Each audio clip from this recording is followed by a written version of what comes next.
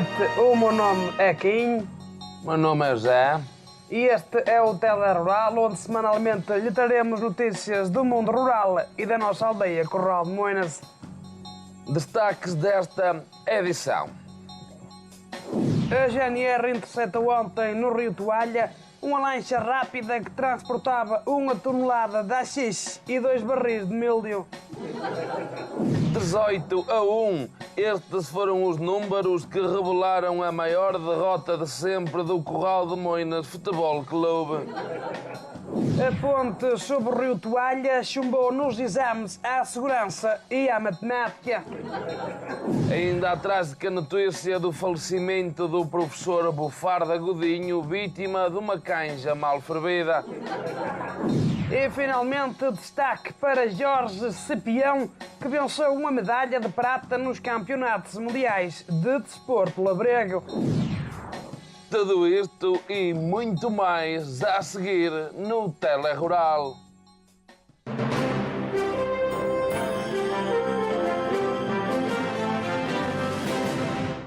A GNR interceptou ontem no Rio Toalha uma lancha rápida que transportava 1 tonelada de haxixe e 2 barris de míldio. A GNR suspeitou da lancha porque o condutor ia nu a cantar Kim Barreiros enquanto fumava um cigarro verde que cheirava a lenha. A GNR perseguiu a lancha rápida num bote lento, tendo-a alcançado 6 horas depois, quando o condutor da lancha decidiu parar para pedir mortalhas. O míldio foi imediatamente apreendido e a droga foi vendida no leilão da igreja, tendo sido arrematada por um moço drogado do Porto. A GNR ficou, entretanto, na posse da lancha rápida para fazer patrulhamento, patuscadas e pesca ao sábel. Quando avistamos a lancha rápida, estávamos aqui a ver se havia turistas aos banhos em topless. Mas isso não é proibido. Não é proibido, mas é bonito, não é? De maneiras que vimos pelo meio dos seios, vimos passar uma lancha suspeita e decidimos ir atrás dela. Mas suspeita porquê? Porque dizia lá de lado lancha suspeita, não é? É o nome da lancha, certo? Portanto, guardamos os binóculos, vestimos-nos e decidimos, portanto, voltar aí a segui-la, não é? Só que é como você imagina, este nosso bote, isto é muito lento, não é? Para você fazer uma ideia, nós fomos ultrapassados por 2 idosos a boiar. Mas mesmo com o bote lento conseguiram interceptar a lancha rápida. Ai, conseguimos! E mal entramos a bordo para fazer uma inspeção, descobrimos logo 2 infrações. Primeira, no registro da lancha dizia lá capacidade para 7 e só lá ia 1. Logo isso chamou-nos a atenção. E outra coisa que nos chamou a atenção foi isto que eu vos disse, nos ter chamado a atenção. Mas quando é que perceberam que havia droga no barco? Nós percebemos que havia droga dentro do barco pelo facto de haver droga dentro do barco, não é? Porque é assim, se é um barco de droga, é óbvio que lá dentro tem droga, dentro do barco, não é? Tem droga. Isso é tudo mentira. Isso não tem nada de verdade, estás a perceber? Isso foi uma mentira que... Desculpe, mas ainda não lhe perguntei nada. Ai, desculpe. Já é agora? Posso? É mentira isso. Isso é uma mentira porque eu não... Não. Desculpe, a minha pergunta era se a droga que transportava no barco era sua. Não era minha, não, senhora. Isso já tem que lá pôs a droga no barco para me treinar. Puseram a droga e puseram-me a mim. Porque a última coisa que me lembro é de estar em casa a cortar as unhas. E lá, por acaso não tens aí daquilo, ou não? Mas o senhor ia a consumir droga enquanto conduzia o barco? Ia porque era o que havia no barco. Se houvesse sumos ou assim, eu ia a consumir sumos ou assim. E lá, porque assim, não arranjas aí uma mortalha? Então o senhor nega todas as acusações contra si? Quem? Lá do coisa? Não, se o senhor se vai declarar inocente. Declarar como se... às finanças? Não, neste caso a droga. Mas tens aí? Não, muito obrigado. Espera lá, ó coisinho, espera aí, ó coisinho. Ó coisinho, vais dar daquilo por causa do coisa? Hã?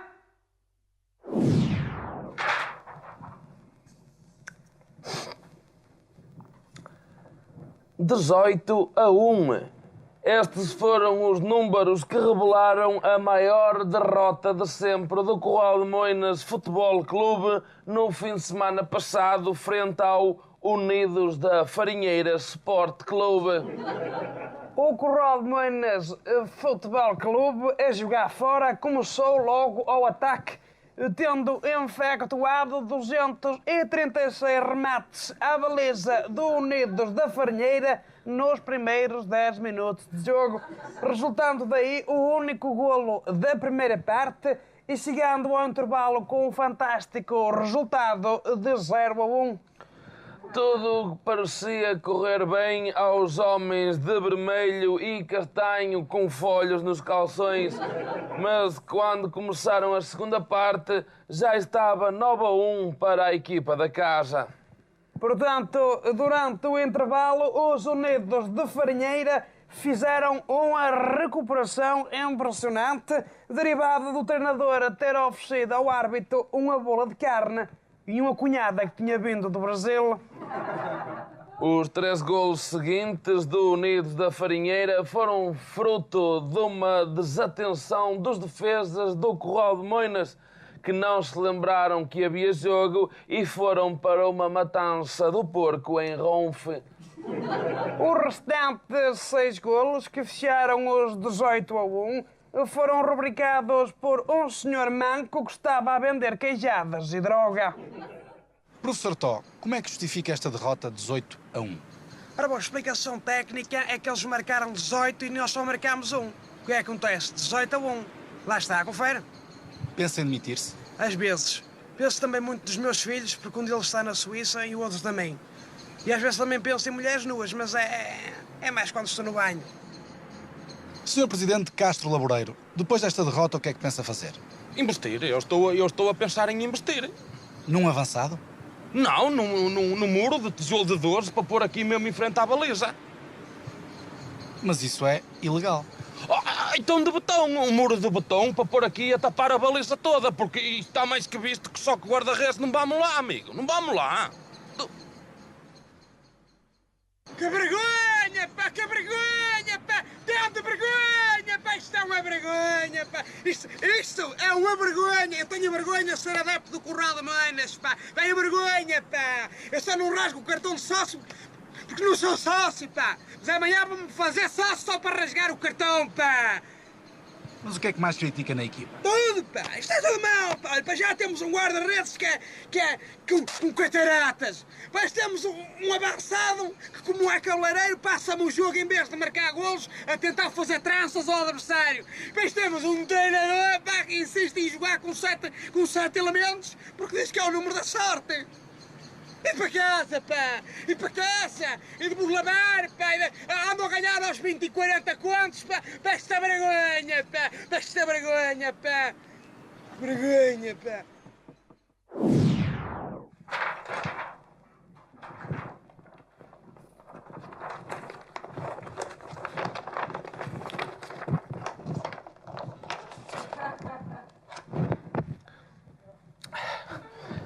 A ponte sobre o rio Toalha chumbou nos exames à segurança e à matemática. Vai dizendo que vou arranjar no isto.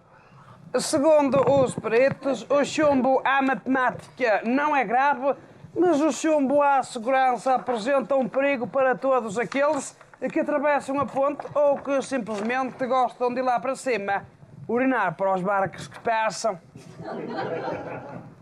De acordo com os resultados dos testes, o problema reside no pilhar do número 2, que está fragilizado devido às cabeçadas dos salmões.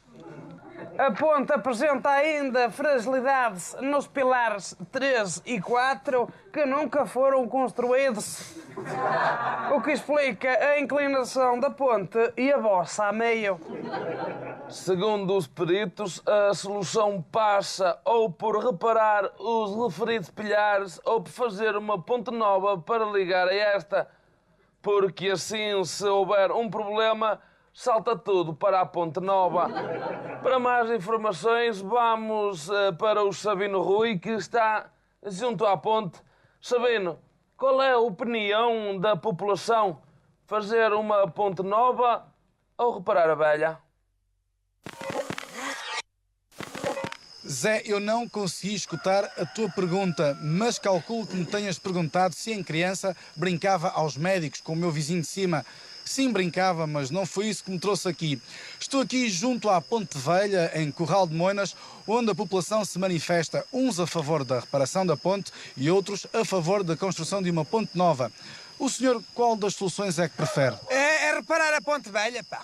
É porque esta ponte já faz parte da nossa aldeia. Olha, eu nasci em cima da ponte, o meu irmão nasceu em cima da ponte e a minha mulher, quando engravidar de mim, o meu filho vai nascer em cima desta ponte também. E mais nada. Muito obrigado.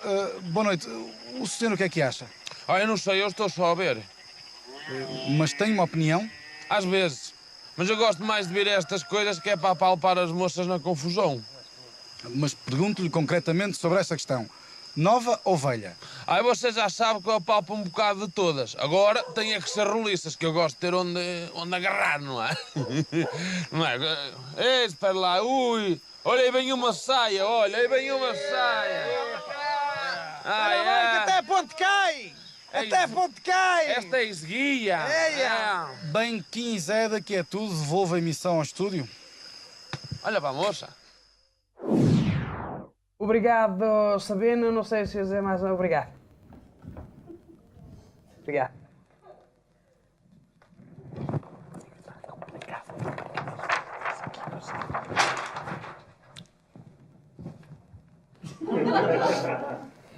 Faleceu ontem em casa de seus pais o professor Bufarda Godinho, vítima de uma canja mal fervida. O professor deixa a mulher, 7 cães e um extenso trabalho de investigação na área da investigação das coisas. Nascido em Faf, mas criado em Curral de Moinas, o professor Bufarda Godinho tirou o curso de História, enveredando depois pela dança jazz, onde deixou vários livros e 2 vídeos. Dança jazz para diabéticos e danças com gases. O professor Bufarda Godinho foi ainda o criador da Fundação Bufarda Livre, que dá apoio, aliás, e sapatilhas a jovens carenciados que não sabem dançar. A viúva já recebeu os sentimentos de personalidades tão diversas como o presidente da junta, Anicete Rui,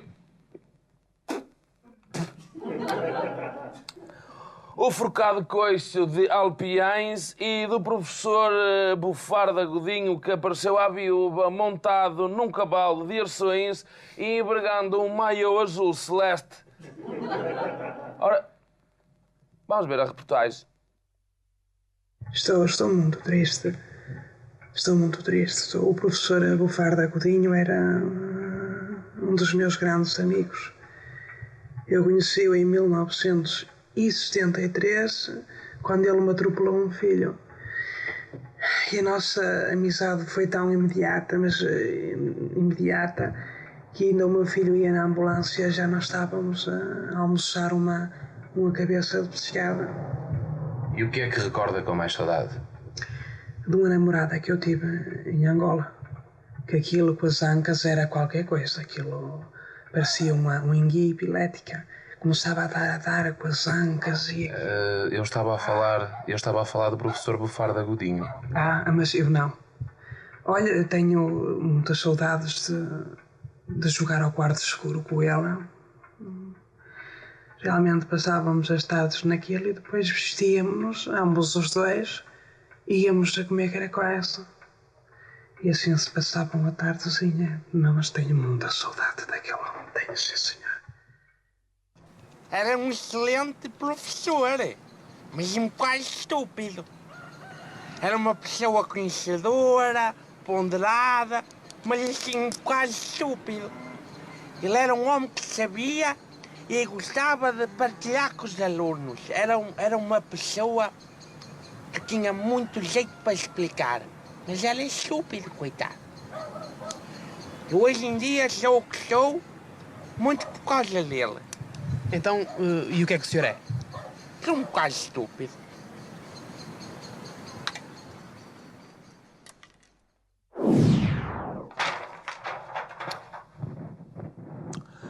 Um quadro do famoso pintor Pablo Picasso, avaliado em 1.000 milhões de bilhões de regiões de euros, foi encontrado em Curral de Moinas.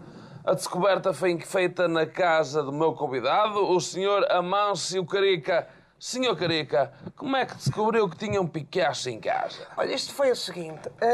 Eu no sábado passado, a minha mulher estava na cozinha a fazer um refogado. Nisto grita-me para a sala para eu ir lá abaixo à despensa buscar cebolas. Eu largo a minha amante, visto-me e vou, entretanto, à referida despensa. Entro na despensa... E descobre o Picasso. Não, descobri cebolinho, tronchuda, batata, mas cebolas, nada. Volto para cima e digo à minha mulher, olha que não há cebolas lá embaixo. Pega lá uma carga de porrada por as teres deixado acabar e agora faz o favor, não me botas a chatear porque eu estou a fazer o amor com a minha amante e se não for por respeito a mim, pelo menos seja por respeito a ela que é tua irmã e não merece. E então quando é que você descobre o Picasso? Calma. Ora bom, recomeço eu a fazer o amor com a minha cunhada. Estava eu já naquela fase do arfar com as calças por tornozelos quando me volta a gritar a minha mulher para a sala outra vez. Oh, Márcio, acabou-se no sal. Vai-me lá abaixo à despensa buscar mais. E eu, vai-me o senhor para não me enervar. Levanto-me, volto-me a vestir. Tapo a minha cunhada com um naprãozinho que é para não arrefecer, que ela constipa-se facilmente. E volto à despensa. Só que com os nervos que eu levava, tropeço num garrafão de morangueiro, não é?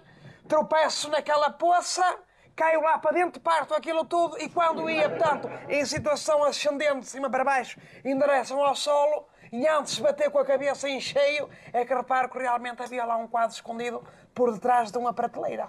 E aí então você já percebeu que era um Picasso, não é? Não, senhor, não foi nessa altura que eu percebi, porque como eu dei com a cabeça em cheio num boião de pickles, o sangue escorria-se-me pela face abaixo, tapava-me as vistas e eu não via nada. Portanto, pego no sal, no quadro, venho para cima, dou o sal e outra carga de porrada da minha mulher e volto para a sala ter com a minha cunhada. Chego à sala, diz-me a minha cunhada, olha lá, já reparaste, diz-me ela, já reparaste que o quadro está assinado pelo Picasso? Eu, está, mas é calada, mas é com o quadro e bota-te, mas é de gata se não vais ver.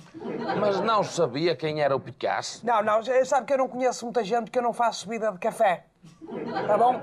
Portanto, estávamos nós outra vez naquela lufa-lufa, não é? Ela sempre a berrar, é um Picasso.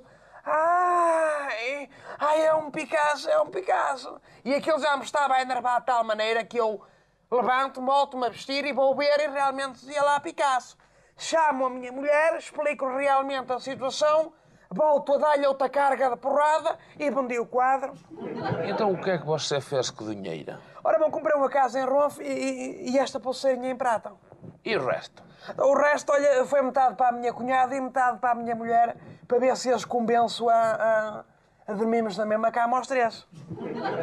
Muito obrigado, então, Sr. Amâncio Carica, pela sua presença nos estúdios do Telerural na emissão de hoje. Vamos, então, prosseguir no nosso noticiário. Com licença.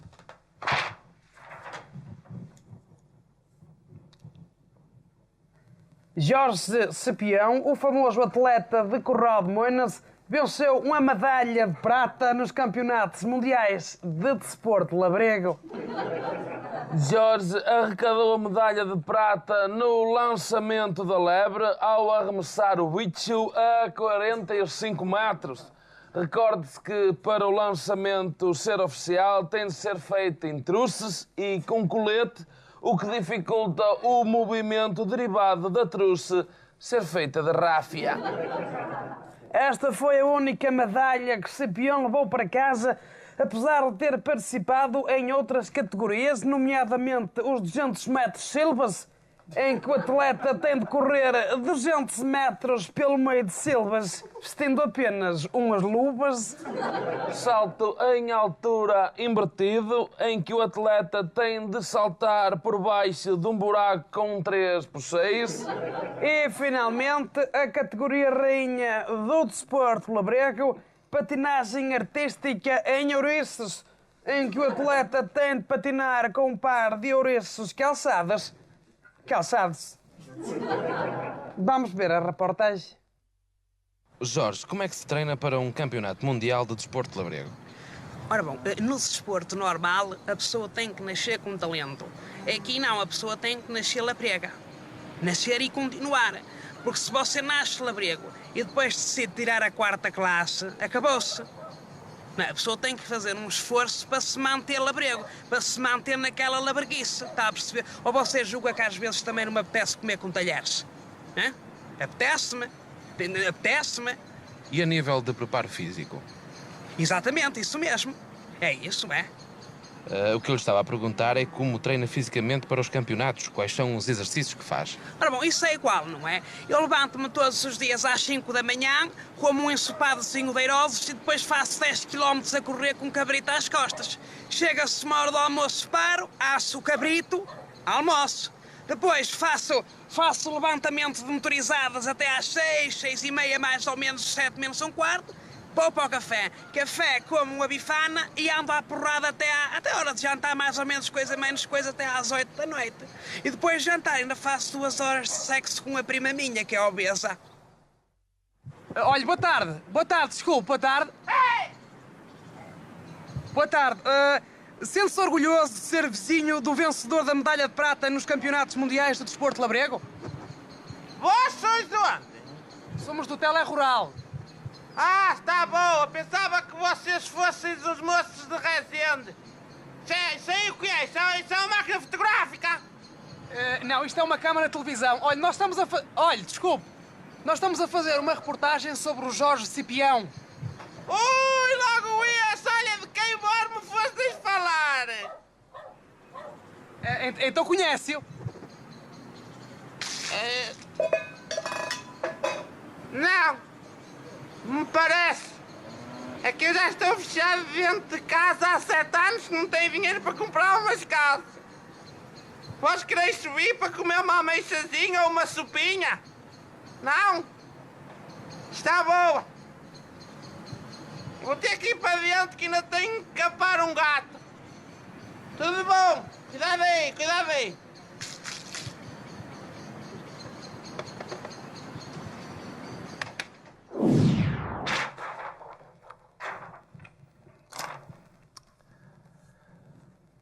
Ora, tempo agora para algumas sugestões culturais para o dia 2.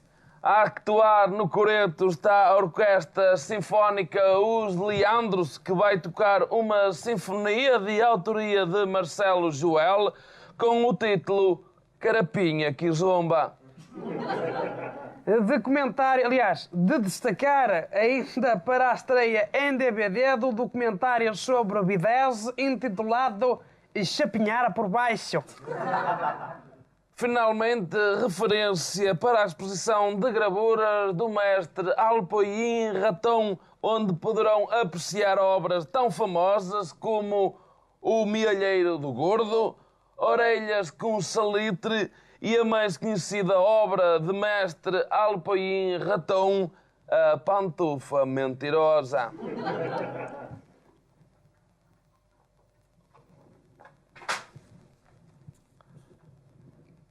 Tempo agora para finalizar este Telerural com aquilo que nós achamos que devia acontecer amanhã no que diz respeito ao tempo.